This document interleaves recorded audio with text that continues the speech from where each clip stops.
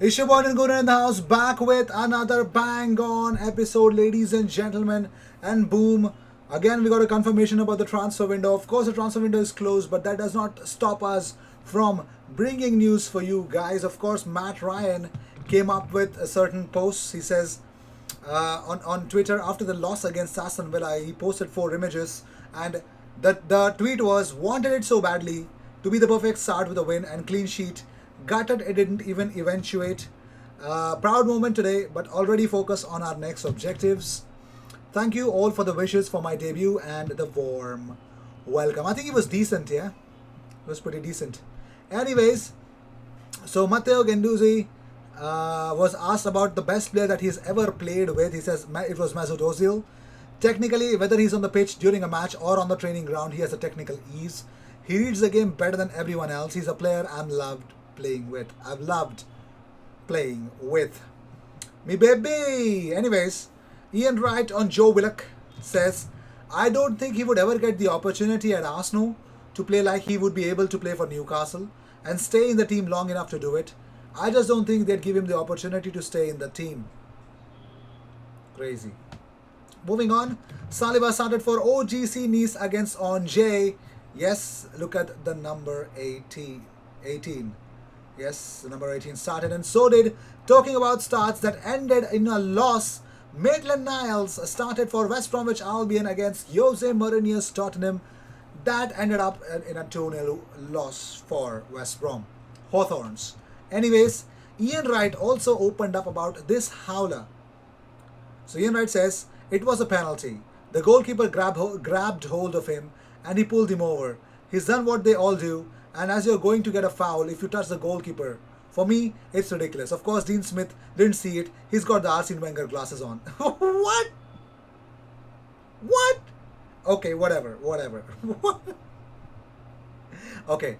Yes. Yeah.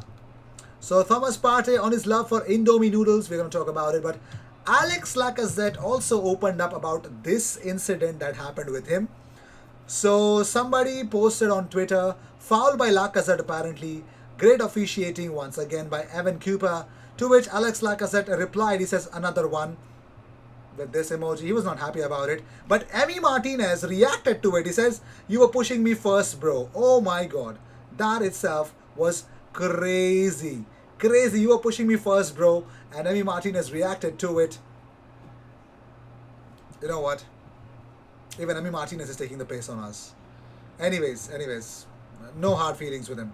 So Mikel Arteta opened up about Thomas Partey. He says he has a muscular injury, so we had to take him off. He could not carry on playing. I don't know. We will see the extent of the injury. He wasn't feeling well enough to continue playing, so we had to take him off. All right, we definitely have an update. This was an old thing. So Charles Watts has informed that Thomas Partey is feeling pretty good about the injury.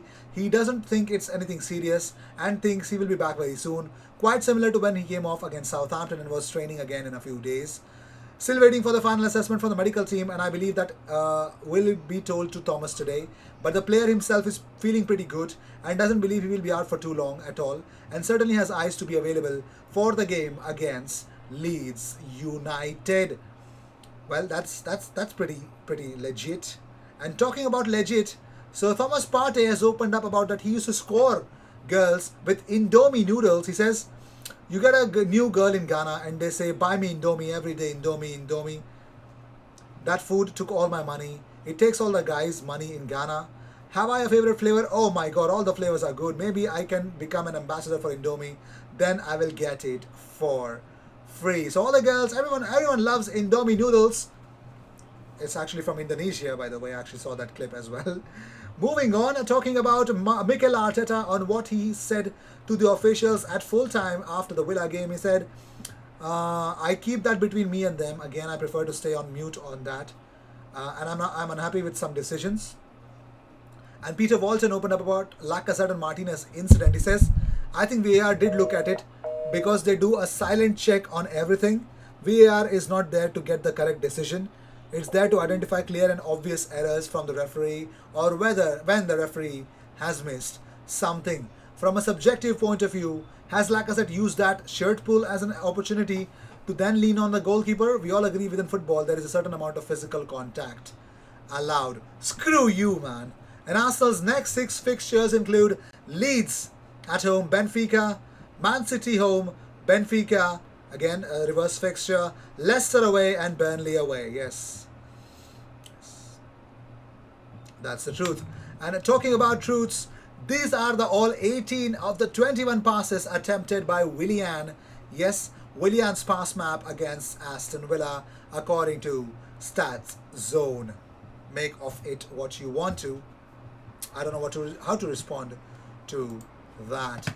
Talking about all the other different things, info by David Ornstein in The Athletic that Arsenal will look for a young left back with high quality or potential but in need of experience who can support and learn from Tierney before potentially succeeding him in the future, as opposed to older players like Bertrand or Van Aanholt. That's kind of cool. So as opposed to Bertrand or Van Aanholt, they're looking at some younger players. Let's see. Firpo can make it into it, no problem. Of course, the Hibernian left back as well, so we're going to look at it as well. So Aubameyang was blasted for being anonymous this season by Tony Cascarino. So he actually spoke to TalkSport about it. He says, the biggest disappointment for Arsenal is when you see 2 players that come on who have been quality. Willian was poor. He kept giving away the ball, and Aubameyang. These are 2 top quality players who have done a hell of a lot in football that come on and made no impact at all. Aubameyang, I didn't even know he'd really come on. He's been far too anonymous this year as a player because he's a player that Mikel Arteta can't afford for him not to change games and make things happen. The reality is different. But moving on, well, Thomas Partey has actually said something amazing about Martin Odegaard. So talking to Stadium Astro, he says, Odegaard's difficult when you play against him. I remember when we played against him. He's so intelligent. He's always quick on the ball and doesn't give you a chance to take it from him. It's amazing to have him here. I hope he has a great season here and he helps us achieve what we want to achieve. So of course, Thomas Partey is very much happy about, of course, the new signing that Arsenal have made. However, we come up with more news from James Benge that Arsenal have made further job cuts, this time within the ticketing staff. So more people lose their jobs, especially the ticketing staff. Sad. Very sad. Okay, so former Premier League referee Dermot Gallagher on the last man challenge, which was given as a yellow card despite calls for a red, the Saka on Konza. He says, I'm not sure if it is a foul on the Villa player. To be honest, I think Saka fouls Konza. Piss off. Just go. Get out, man. And talking about is Tancredi Palmieri has actually come up with the news that Arsenal are set to face Benfica in Rome for both legs of the Europa League clash due to the COVID travel restrictions between UK and Portugal. So Arsenal would, I don't know, play in the Olympic Stadium. Stadio Olimpico. Yes, they might play in the Olympic Stadium for Benfica, against Benfica in Rome. So yes, both the games might be played there, guys. I don't know how good that is. I don't know, but yeah, that is the news. That is what I am supposed to tell you. But moving on, Arsenal left back Kieran Tierney's leg problem could be down to fatigue rather than anything more serious. The Athletic reports that the discomfort in the right lower leg could be due to tiredness, with scans having come back clear for the squad. And the report states that the Gunners will look for left back cover this summer. They're believed to want a promising youngster who can provide backup and learn from Tierney. And yes, so they would want to bring in, okay fine, whatever. Juventus are eyeing a transfer swoop for Henrik Mkhitaryan, while the Roma ace has regained form that saw him earn a switch from Old Trafford from Borussia Dortmund. Now since joining in, he has scored 9 and assisted 8 in 20 Serie A appearances. His contract expires at the end of the season, and reports in Italy claim that their rivals are ready to take advantage. Juventus are prepared to offer him a surprise new contract. Can you believe it? Can you actually believe it? Mkhitaryan to Juventus? Anyways, it's up to you. Moving on, former Arsenal defender Shkodran Mustafi had a terrible debut for Schalke against Leipzig as they were beaten 3-0.